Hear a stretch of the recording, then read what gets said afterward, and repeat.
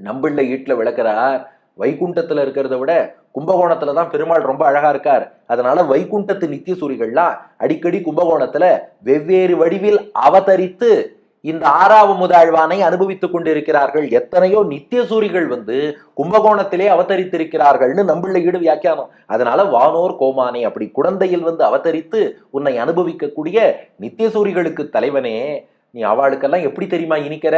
எனக்கு கிடைக்கல, ஆனா அனுபவிச்சவா உன்னை எப்படி அனுபவிக்கிறான்னா 4 அடைமொழி சொல்றார். யாழினிசையே, அமுதே, அறிவின் பயனே, அரியேரே.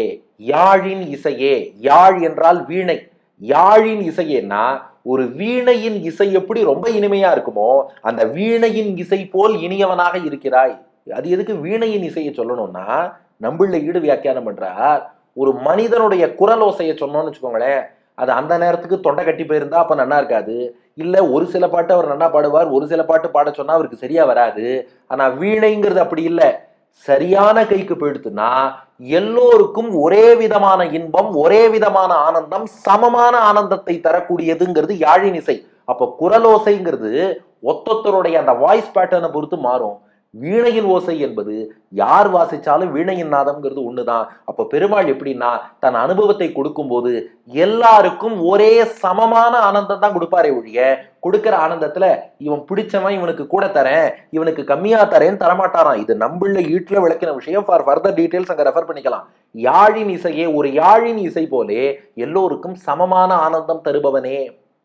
அடுத்து அமுதேன்னார். யாழின் இசை செவிக்கு மட்டும்தான் இன்பம், அமுதம்ங்கிறது நாக்குக்கும் இன்பம். பகவான் எப்படின்னா எல்லா புலன்களுக்குமே இன்பம் தருபவன். கண்ணுக்கும் இனிமை, நாக்குக்கும் இனிமை, காதுக்கும் இனிமை, சரீரத்துக்கும் இனிமை, மூக்குக்கும் இனிமை. அப்போ அமுதே, அப்படியே சுவைத்து அனுபவிக்கக்கூடிய நாவுக்கு இனிய அமுதம் போல் இருக்கிறாயே. அப்போ யாழின் இசை அமுதம் காதில் பாயறதுன்னு வேணா சொல்லலாம். ஆனா இந்த பெருமாளோ எல்லா புலன்களிலும் அமுதம் பாய்ந்தது போல ஆனந்தம் தரக்கூடிய அமுதே. அடுத்து அறிவின் பயனேன்னார். அறிவின் பயன்னா அறிவுக்கு கிடைக்கக்கூடிய பிரயோஜனம்னு அர்த்தம். அறிவின் பயன் என்பது என்னன்னா சுகம் என்று விளக்குகிறார் நம்பிள்ளை ஈடு வியாக்கியானத்துல. ஏன்னா அவன் நிறைய விஷயம் அல்டிமேட்டா தெரிஞ்சுக்கிறதுக்கான பர்பஸ் என்னன்னா, அறிவை வளர்த்துக்கிறதெல்லாம் எதுக்கு? ஒரு வகையான இன்பம் பெற வேண்டும்.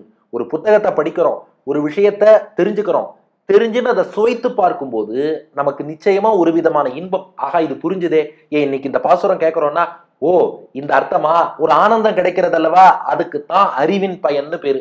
பெருமாள் எப்படி இருக்காராம், உலகத்தில் உள்ள அத்தனை அறிவுக்கும் பயனாக கிடைக்கக்கூடிய ஆனந்தம் யாருன்னா அந்த பெருமாள் தான்.